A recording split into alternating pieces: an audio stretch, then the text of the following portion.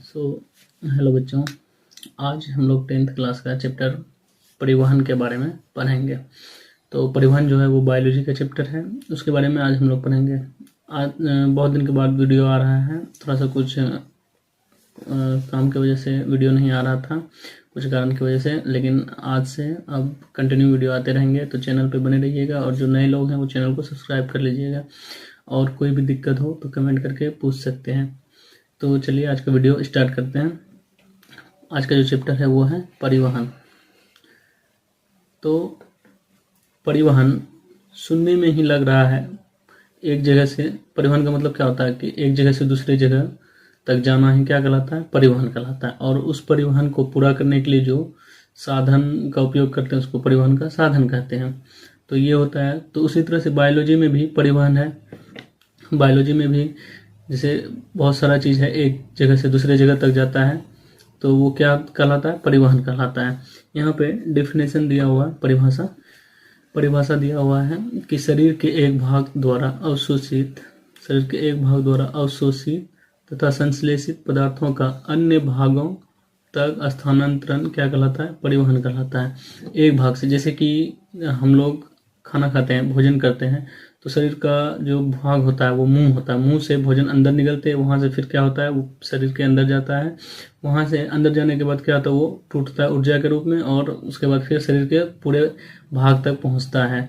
तो जो पहुँचता है वो परिवहन कहलाता है। और वो जो पहुँचता है ब्लड के द्वारा, तो वो क्या हो गया, परिवहन का साधन हो गया। तो परिवहन जो होगा इस चैप्टर में हम लोग दो भाग में पढ़ेंगे। एक पौधों में परिवहन, पहला पढ़ेंगे पौधों में परिवहन। पौधों में परिवहन, और दूसरा होगा जंतुओं में परिवहन।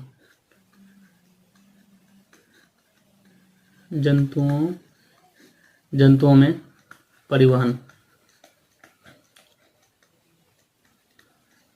इस दो टॉपिक को पढ़ेंगे। तो सबसे पहले पौधों में परिवहन के बारे में, जंतु में मनुष्य और जितने भी जानवर होगा इन सब के बारे में पढ़ेंगे। तो सबसे पहले पौधा के बारे में पढ़ लेते हैं, उसके बाद तब आगे का जो भी होगा उसके बारे में पढ़ेंगे।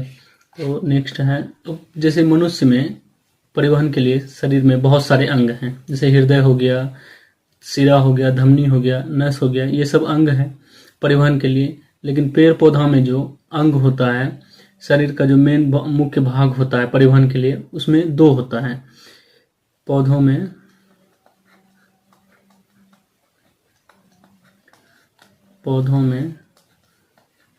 परिवहन दो तरीका से होता है। कितने तरीके से होते हैं, दो तरीके से। एक होता है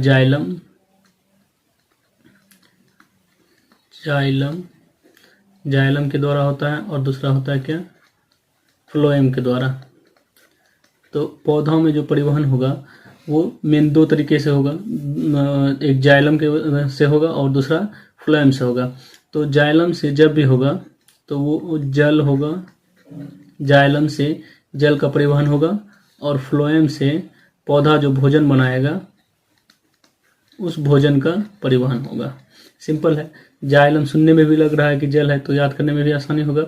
जाइलम से जल का परिवहन होगा और फ्लोएम से भोजन का परिवहन होगा। दूसरा देखते हैं, जाइलम, यहाँ पे लिखा हुआ जाइलम जो पेड़ पौधा होता है, पेड़ का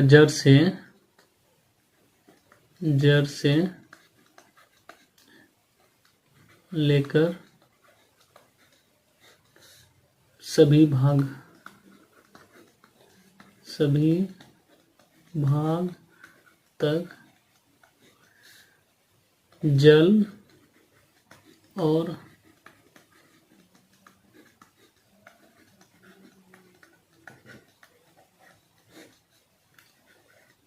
खनिज लवण को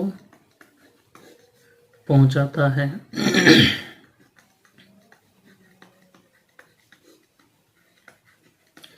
जाइलम का मेन काम है जड़ से पेड़ पौधा का जो भाग होता है सभी भाग तक जल को और खनिज लवण जो होता है उसके भोजन के लिए जरूरत जो पोषक तत्व होता है उसको एक जड़ से अवशोषित करके पूरे पेड़ पौधा का जो भाग होता है उस भाग तक पहुंचाना किसका काम होता है? जाइलम का काम होता है। और फ्लोएम के बारे में बताया है। फ्लोएम का क्या काम है? फ्लोएम का काम है भोजन को पहुंचाना। भोजन को पहुंचाना। फ्लोएम का काम है भोजन को पहुंचाना। तो एक ये है फ्लोएम जो होता है पेड़ पौधा में वो ऊपर से नीचे भी आ सकता है और नीचे से ऊपर दोनों ओर क्या कर सकता है? वो जा सकता है। और जो जाइलम है जाइलम केवल नीचे से खनिज पदार्थ को लेके वो ऊपर तक जाता है, जल को लेके ऊपर तक जाता है, वो ऊपर से नीचे नहीं आता है। लेकिन जो फ्लोएम है वो ऊपर से नीचे आता है और नीचे से ऊपर भी जा सकता है, वो दोनों दिशा में जा सकता है। तो दूसरा है वाष्पोत्सर्जन की क्रिया। वाष्पोत्सर्जन किसे कहते हैं? वाष्पोत्सर्जन तब होगा जब पेड़ पौधा का जो पत्ती होता है वो पानी का जो भाग होता है वो भाप के द्वारा निकालता है, उसी को क्या बोलते हैं? वाष्पोत्सर्जन बोलते हैं। पानी का जो भाप परिवहन में जाइलम और फ्लोएम इन दोनों को याद रखना है। जाइलम और फ्लोएम का काम क्या है? जाइलम का काम है जल को जड़ से लेके पेड़ पौधा की पत्तियां तक पहुंचाना और फ्लोएम का काम क्या है? पत्तों में जो भोजन बनता है प्रकाश संश्लेषण के द्वारा उस भोजन को पूरे पेड़ पौधों में पहुंचाना। बस इतना ही कार्य है। उसके बाद कुछ टॉपिक को दिया हुआ है। सिर्फ मादा मच्छर ही खून चूसती है और नर मच्छर क्या होता है? शाकाहारी होता है, जो कि ये मीठे तरल पदार्थ जो होता है उसको पीता है। और मादा मच्छर अपने वजन से 3 गुना भोजन यानी खून पी सकता है। अगर किसी मच्छर का वजन 1 केजी है तो वो 3 केजी तक खून चूस सकती है। ये है। दूसरा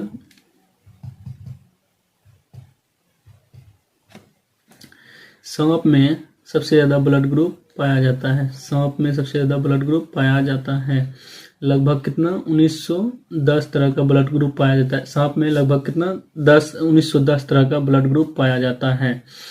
तो सबसे ज्यादा इंसानों में तो मेनली चार ब्लड ग्रुप होता है, ए, बी और ओ।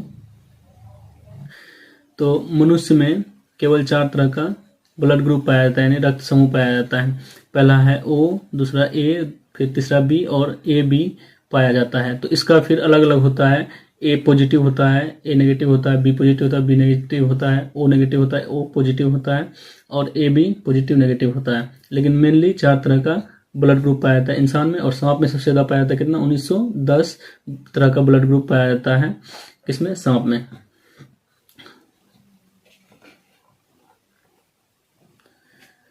समुद्र में रहते हुए केकड़े का रक्त कैसा होता है? नीला होता है। जैसे हम लोगों का ब्लड होता है, ब्लड का कलर कैसा होता है? लाल होता है। वो भी किसके कारण होता है? हीमोग्लोबिन के कारण। उसी तरह से समुद्र में जो केकड़ा रहता है उसका रक्त कैसा होता है? नीला होता है। और दुनिया का सबसे पहला ब्लड बैंक संयुक्त राज्य अमेरिका में 1937 में बनाया गया था। यूएसए में 1937 में बनाया गया था दुनिया का पहला ब्लड बैंक। दुनिया में खून का पहला ट्रांसफर जो हुआ था वो हुआ था कब? 15 जून 1667 को हुआ था। आज से 350 साल पहले हुआ था। कब? 15 जून यानी 15/6/1667 ईस्वी को हुआ था दुनिया का पहला खून ब्लड ट्रांसफर, जिसको बोलते हैं ब्लड डोनेशन, पहला जो हुआ था आज से 350 साल पहले हुआ था। 15 जून 1667 को हुआ था। मानव शरीर में खून का मात्रा कुल वजन का 7% होता है। खून का एक बूंद में 250 मिलियन कोशिकाएं पाया जाता है। मनुष्य का जो शरीर में ब्लड होता है उसका शरीर का वजन का 7% ही पाया जाता है। और एक बूंद खून में लगभग 250 कोशिकाएं यानी सेल पाया जाता है। और मनुष्य हमारे नसों में खून 400 किलोमीटर प्रति घंटा की रफ्तार से दौड़ता है और पूरे दिन में 96,500 किलोमीटर की दूरी तय करता है, 96,500 किलोमीटर की दूरी तय करता है। आज के लिए बस इतना ही। मिलते हैं नेक्स्ट क्लास में मिलेंगे। अगला इसी चैप्टर का अगला टॉपिक होगा मनुष्यों में परिवहन के बारे में। उसमें पढ़ेंगे हृदय के बारे में, शिरा के बारे में, धमनी के बारे में पढ़ेंगे। तो बने रहिएगा। तब तक के लिए जय हिंद।